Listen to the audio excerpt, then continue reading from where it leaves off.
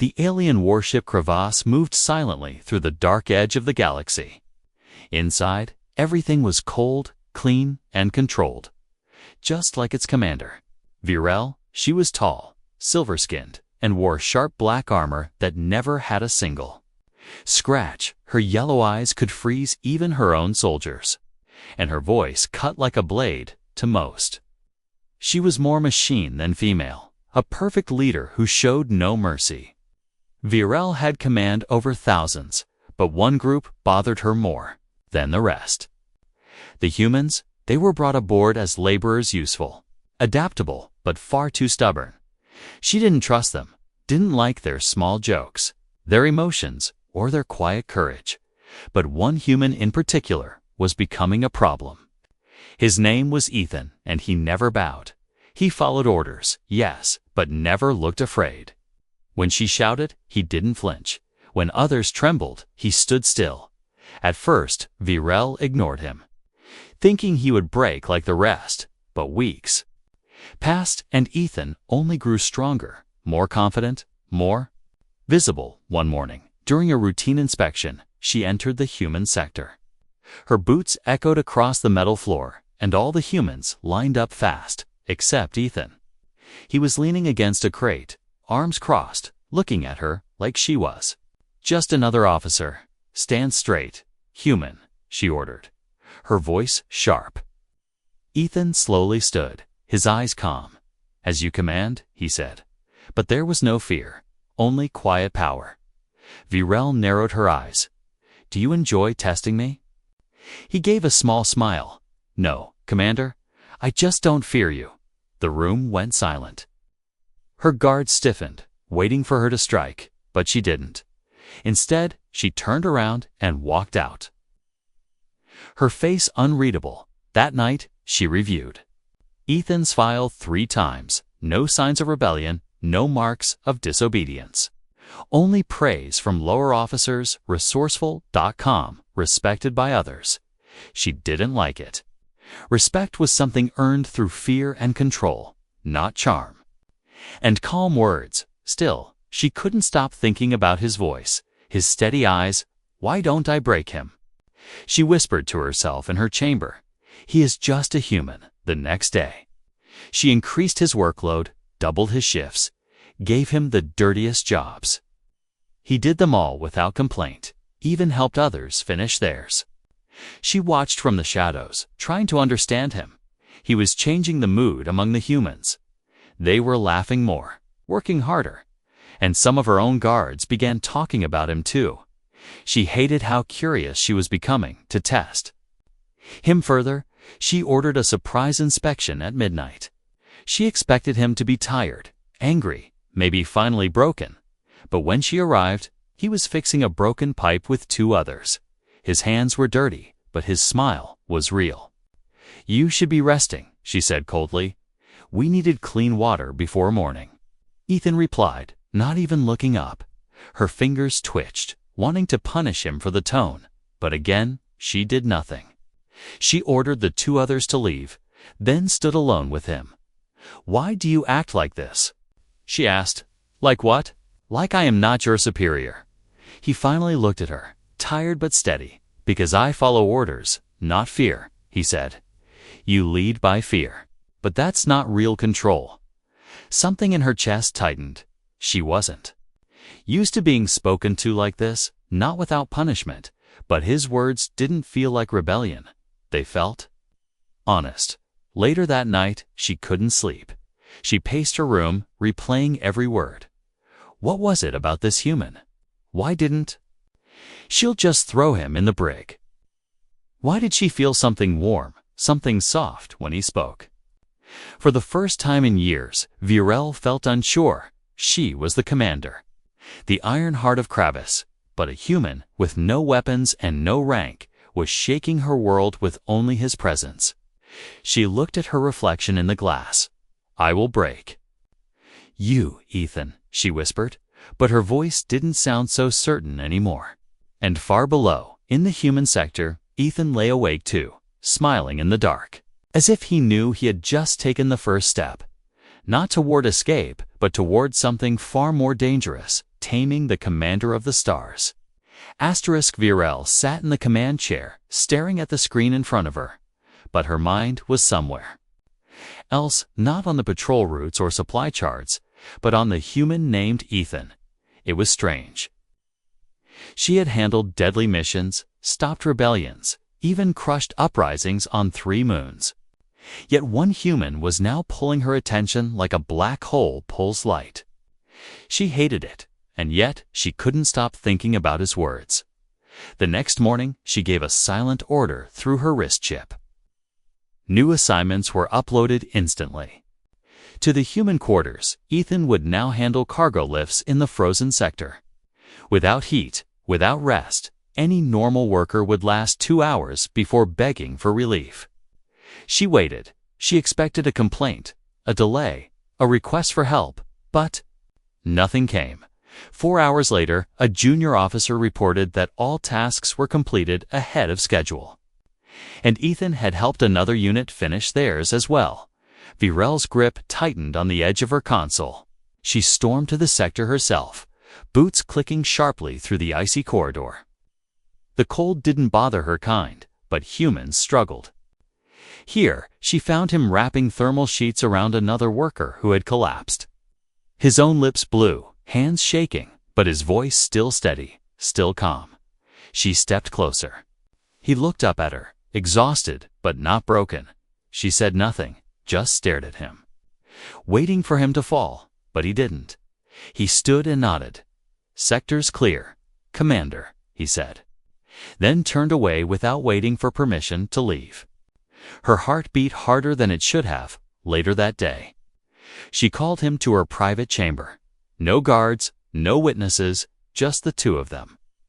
When he entered, he didn't bow, didn't show fear. He just looked around the room and said, "Strange choice for a warship." Pointing at a plant growing in a corner, she narrowed her eyes. "That is rare, from my homeworld," she said coldly. He nodded. "It's nice, looks alive, not like the rest of this place." She expected him to ask why she called him there, but he didn't. He simply waited. "You've been disobedient," she said, walking around him slowly. "And yet your work is flawless." He smiled lightly. "That's not disobedience, Commander. It's just not being afraid of shadows." She stopped behind him, close enough to hear his breath. "You think I'm just a shadow?" He turned slowly, eyes meeting hers. "You're a storm in armor, but even storms pass." Something cracked inside her at that moment. Something small, something dangerous.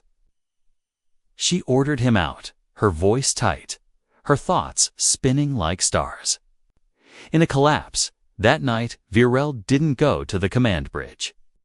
She watched security feeds instead, watched Ethan talk to others, share food, even make one of her coldest guards laugh. Her officers had noticed too. They started whispering.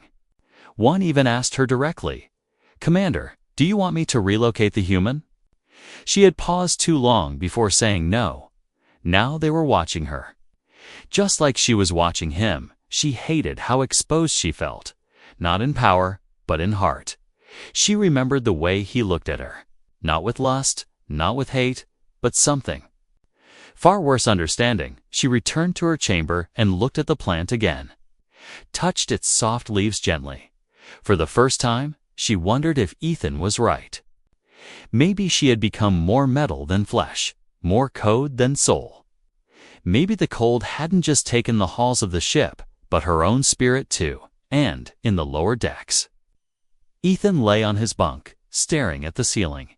He whispered something, "No." One could hear a single sentence carried on his breath. Even steel can melt if it's touched right.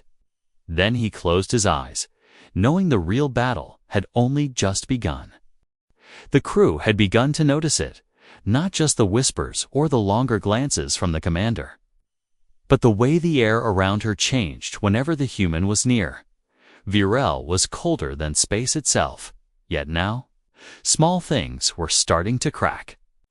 She paused longer when Ethan spoke, walked slower past his unit, even corrected her officers less when he was watching, That was not the Virel they knew. Her second-in-command, Raylex, had served beside her for 15 cycles. He knew her moods, her patterns, and her punishments. Now, all of it felt off. "Commander," he said carefully one evening, "the human is dangerous. Not because of weapons, but because you've started to see him as different." She turned to him, voice sharp. "I see only results."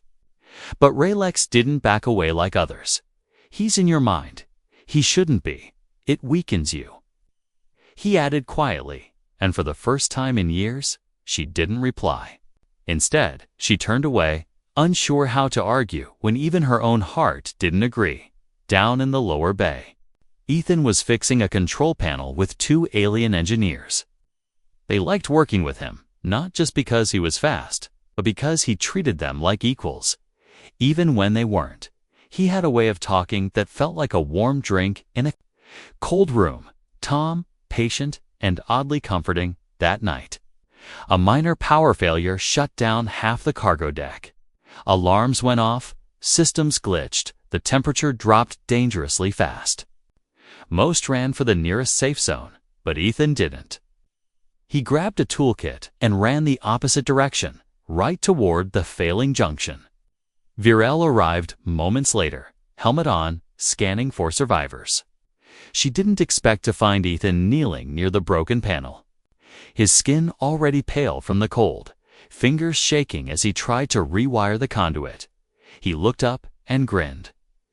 "Just in time, Commander. Hand me that clamp." She didn't move at first, then slowly knelt beside him and passed the tool. Together, in silence, they repaired the junction. Sparks flew once, and she instinctively shielded him, even though her armor made it pointless when the lights came back. The ship hummed like a heartbeat returning. He sat back, breathing hard. "You all right?" he asked. "I should be asking you," she replied, her voice softer than she intended. He gave a small smile. "That's a first," he whispered, then closed his eyes from exhaustion. She stared at him for a long time, her own breath fogging. In the air then, without knowing why, she took off one glove and placed her hand over his. His skin was cold, but the touch burned her from inside. Later, when medtechs arrived, she stood back in silence as they carried him away. One of the guards looked at her strangely, but said nothing, back in her private chamber. She stood in front of the mirror, still holding the glove in her hand. Her fingers tingled where they had touched his. She had touched many creatures, taken down stronger enemies, fought beasts 10 times his size. But none of them had made her feel like this, like something inside her was no longer under control. And for the first time, she wasn't sure if she wanted control back in the infirmary. Ethan slept under heat blankets, his breathing slow, steady, peaceful. But on his face was the faintest smile, as if even in sleep he knew the ice around her was melting, and he wasn't afraid of what would come next. Virel stood alone on the observation deck, eyes fixed on the stars, but her thoughts were drifting elsewhere. In all her years of service, she'd never taken personal time, never paused between duties.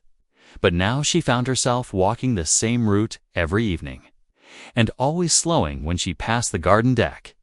It was a quiet space, almost forgotten by most of the crew, a place with artificial sunlight and green plants from 10 different worlds. And today, Ethan was there again, whistling softly, sitting cross-legged on the ground as he watered a small patch of earth moss he'd somehow grown in a food crate. She didn't mean to stop, but she did. He looked up, surprised but not alarmed. "Didn't think you'd come here, Commander," he said, then patted the spot next to him. "Unless you want to fine me for growing without permission." She didn't answer, just walked over and sat beside him. The silence between them wasn't cold. It was warm, strange, alive. She watched. His hands moved gently over the plants. "Why do you care about these things?" she asked, her voice low. He shrugged. "They're alive. They grow." Even in metal ships like this, reminds me that even in dark places, something soft can still survive. She didn't reply, her fingers twitching slightly on her armored knee. You confuse me, she said, after a long pause. You follow rules, but don't obey like others. You should fear me, yet you smile. Ethan turned to face her, his voice calm. I don't fear you, 'cause I don't think you're someone to fear anymore. That made her turn sharply toward him, yellow eyes wide. Then you are blind, she hissed, but there was no real bite in her tone. No? He said simply, I see you clearer than anyone else on this ship. You carry more weight than anyone. And still, you walk upright. That's not something to fear. It's something to respect. Vera looked down, the plants between them now shimmering under the soft lights. Her voice came quieter, almost unsure. I've never spoken like this with anyone. Ethan smiled gently. That's because most people only see your armor, not the one underneath. Something cracked again in her chest. Deeper this time, not like a glitch, more like a door slowly opening after years of silence. She stood suddenly, as if afraid of her own feelings. Don't follow me, she warned. But her steps were slower than usual, her mind spinning with questions she couldn't answer. That night, she didn't review battle charts. She didn't lecture officers or led simulations. Instead, she watched the garden deck through a hidden camera, watching Ethan sit alone, humming some earth tune she couldn't understand. And somehow, that simple sound echoed louder in her than any war cry ever had. Meanwhile, Ethan leaned back on the bench. Closing his eyes, he could feel her presence earlier. The way she paused behind him, the way her breathing changed when he spoke. She was still the commander, still wrapped in layers of strength and duty. But now, he knew beneath all of it, she was searching for something. Maybe softness, maybe connection, maybe even herself. He didn't need to break her, because she was already opening up on her own. All he had to do was stay and be real. Because something told him she'd never been allowed to be real either. Sirens echoed across the lower decks, red lights blinked fast, and the whole ship shook as alarms flared. Something was wrong, very wrong. A cargo riot had broken out, not from the humans, but from one of the mixed alien units. Supplies were stolen, orders ignored, and now weapons were in the wrong hands. Commander Varel moved like a shadow through smoke, her armor gleaming as she rushed toward the chaos. Behind her, guards barked orders, sealing doors, trying to contain the spread. Explosions shook the hallway near Storage Sector 9. She didn't wait. She stepped into the fire without hesitation. Inside, 2 crew members were bleeding. Sparks flew from broken panels. And in the middle of it all, one of the rebel workers aimed a plasma cutter straight at her. Virel raised her arm to fire. Too late, but then a body slammed into hers from the side, knocking her to the floor. The blast missed, hit the ceiling instead. Ethan rolled across the floor, smoke rising from his arm where the burn had caught him.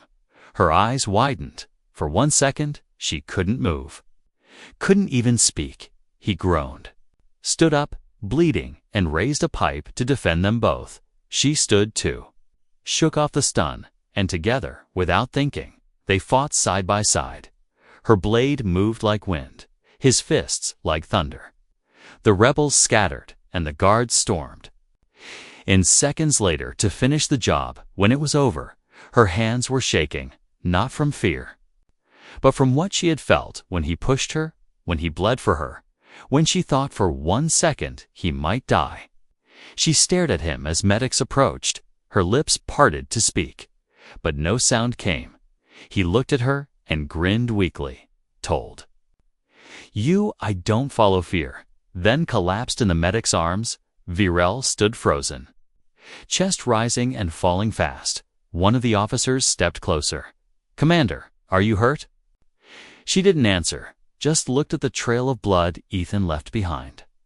Her breath caught, something sharp and strange gripping her deep inside. It was not fear, not pain. It was something softer. Something she didn't have a word for. She went to the infirmary alone. No guards, no officers, just her and silence. When she stepped inside, the room smelled of burn, gel, and cool air.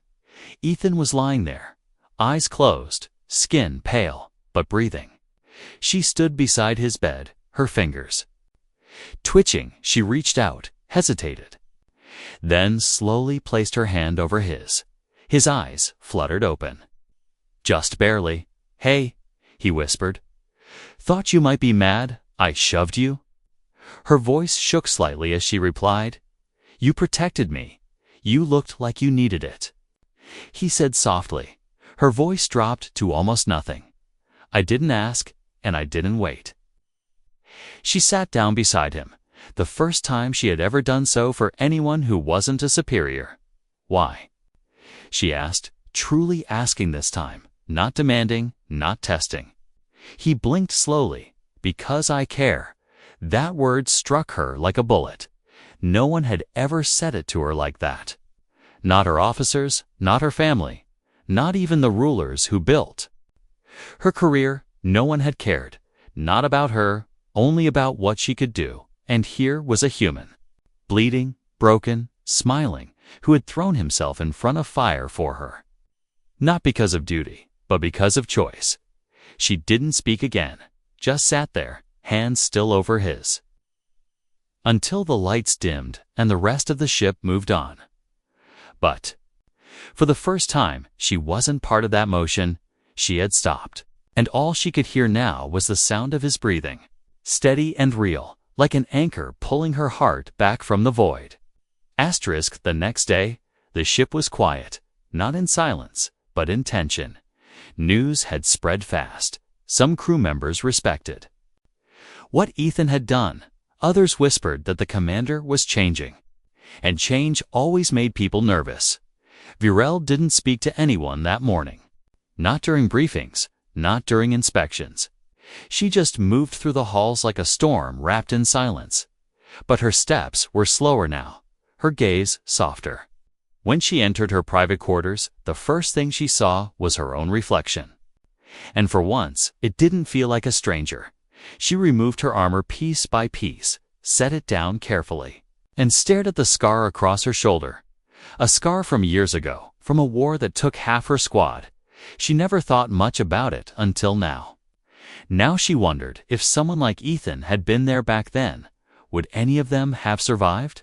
Would she have smiled more? Would she have ever allowed herself to feel what she was feeling now? She didn't know, but she wanted to.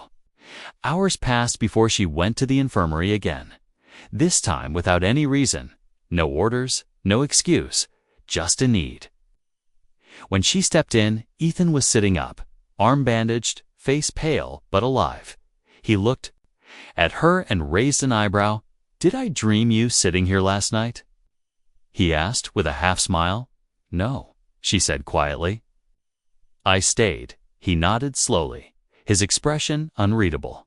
"Are you here to order me back to work?" Her eyes dropped for a second, then met his again. "No, I'm here because I want to understand." "Understand what?" he asked. She stepped closer, then sat down in the same chair as before, her voice barely above a whisper. "You? This? The way you make me feel?" He tilted his head. "And how do I make you feel, Commander?" She looked away, ashamed of how unsure she felt, less like a weapon. For a long moment, he said nothing, then slowly reached out and took her hand. This time, she didn't pull away, not even when his thumb moved gently across her skin. "You don't have to be a weapon forever," he said softly. "You're allowed to be something else, someone else. I don't know who that is." She confessed. "Then let's find her together." She let those words settle into her like warmth after years of cold. Her chest felt tight, but not in a painful way, more like a locked door finally clicking open. She stood slowly, her hand still holding his. "I've stepped down from command for now," she said. His eyes widened. What? I requested temporary leave, she explained. The fleet will replace me for the next cycle. Why? He asked. She looked at him for a long time, then finally smiled, a real small smile. Because I don't want to lead by fear anymore. I want to know what else there is. He chuckled lightly. Well, we can start with lunch. She blinked, caught off guard. Lunch? Yes, he nodded. It's a human thing. You share food, you talk, you maybe even laugh. It's dangerous stuff. She let out the softest sound, almost a laugh. Not quite, but close.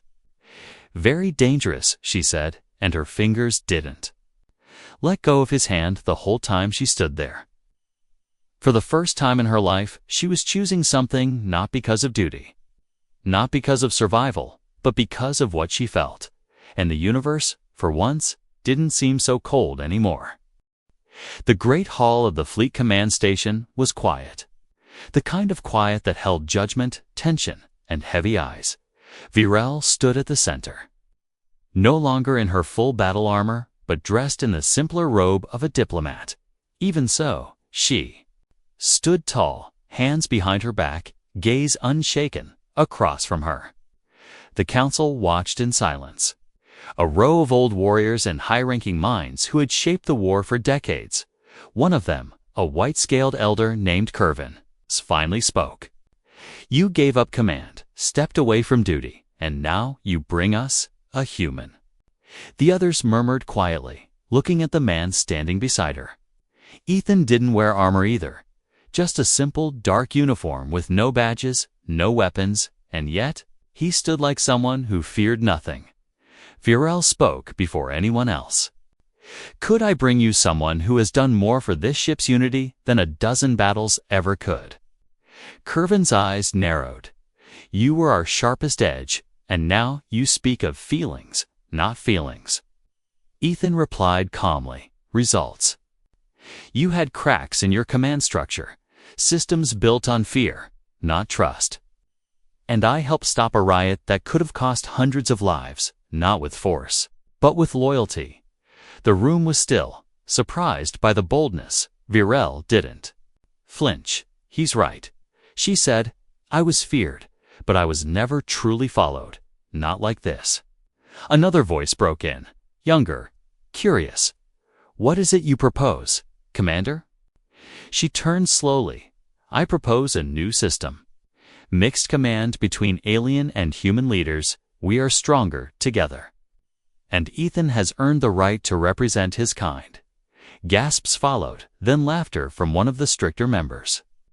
You wish to give him rank. I wish to give him purpose, she corrected, the same way he gave me mine. There was silence again, but it wasn't hard this time. It was thoughtful, uncertain, alive. The vote wasn't immediate. But hours later, in private, the approval came not from belief, but from caution, even doubt. Yet it came, and that was enough, that night. As the ship moved again through the stars, Ethan stood on the command deck. Not alone, not beneath anyone, but beside her. She glanced at him, and he at her. Neither spoke for a while, then she whispered, They still think I'm dangerous. You are, he smiled.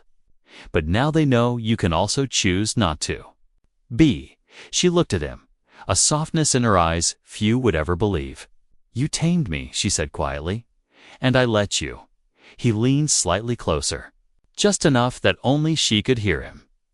I didn't tame you, Virel. You chose to sit beside me instead of above me. That choice was yours, and for once, she didn't feel like the Iron Commander. She felt like something warmer, something closer to whole, maybe even loved, in the stars outside. The ship moved forward faster than light, guided by two minds, one once feared, one once overlooked, both now united by something no war could break. Not orders, not duty, but trust and choice.